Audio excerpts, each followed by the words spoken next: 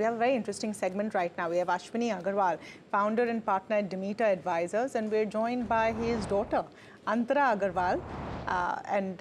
She's just graduated as a Master of Law in the United States. Antara, thank you for joining in. And Ashwini, thank you so much for doing this for us. And, we thought of this segment in the context of what would be the kind of portfolio you would build for your child? What would be the investing advice you would give for your child right now? So let's start with your thoughts on that. Thank you, Tamanna, for having me on this show and making it such an interesting sort of thinking program for young parents and, of course, for young investors. So, at a young age, what I would encourage Antara to do is basically use equities and think long term. I think compounding, as we have learned, is the best friend. And if you buy good stocks which appeal to you and just hold on to them for 15, 20, 30 years, that has a huge impact on wealth creation. And the earlier you start, the better off you are. There's no point, keeping a lot of debt, barring some small liquidity that you might want to protect yourself with, and allow the money to compound would be my best advice at this point. Hi. I'm curious about how young you were when you first heard this advice and how much of it have you already put into practice? Hi, so thank you firstly for having me. This is really, really special. I think I've grown up seeing my dad go on TV very often. So for me to be able to join him is really, really special.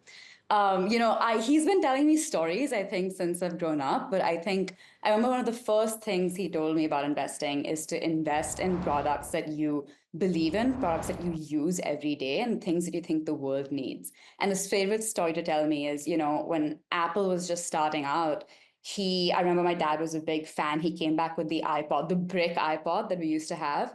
We bought personally a lot of Apple products as a family, but, for whatever reason, Dad said he never invested in it. And this is one of his big cautionary tales. And I think that's the first investment story he ever told me was, to invest in things that you believe in and things that you think that the world uses, which is, what's going to grow. So I've been hearing this since I was fairly young. I'm sure that's helped you in a way. They say that child is the father of the man. Antara, good morning, Neeraj here. I wonder if you dispense some investing advice to Ashwini himself. Okay, so turning his exact words back on him, when COVID happened, I remember it was my last semester of college and all of our classes were going on Zoom. And I do remember calling him saying, Dad, there's this new product called Zoom. I think we should invest, think about it. And he apparently didn't. So, I've been trying. I've been trying.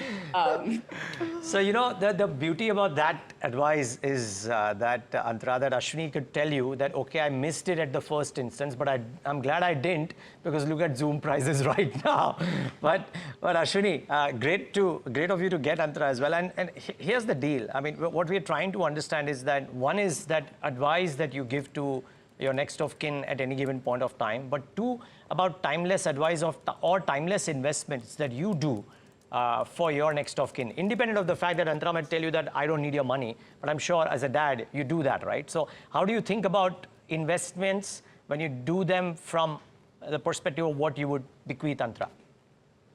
So there are two parts to it. I mean, I think about, earning a compounding rate of return on the assets that I have. And, it has multitudes of stocks and each with a different risk return profile.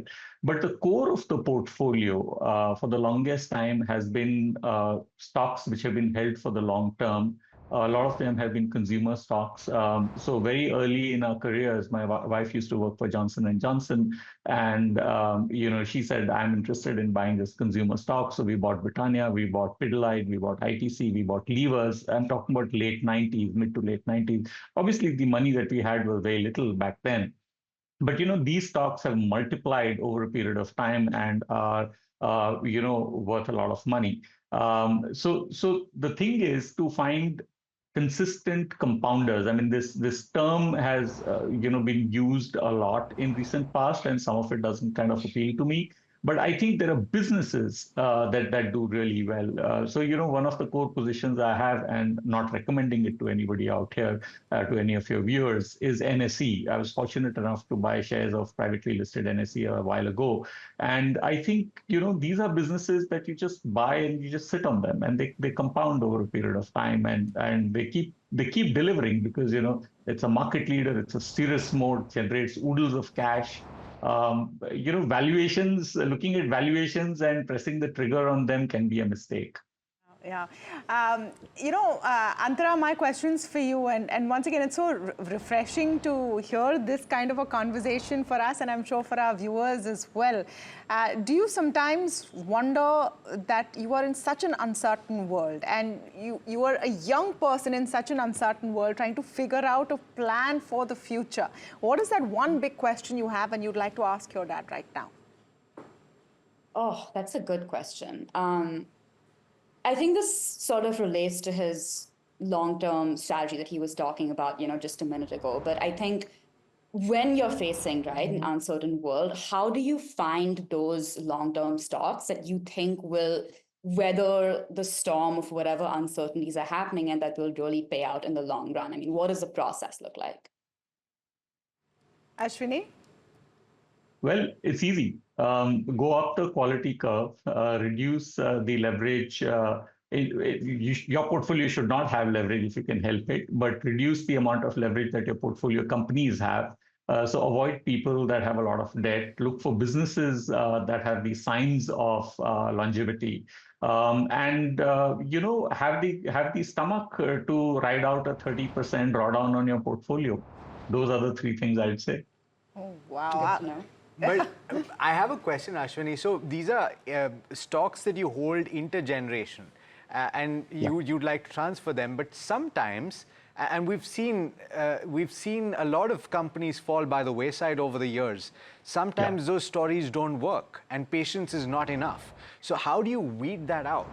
When do you decide to pull the plug? No, it's a great question. There is nothing which is permanent.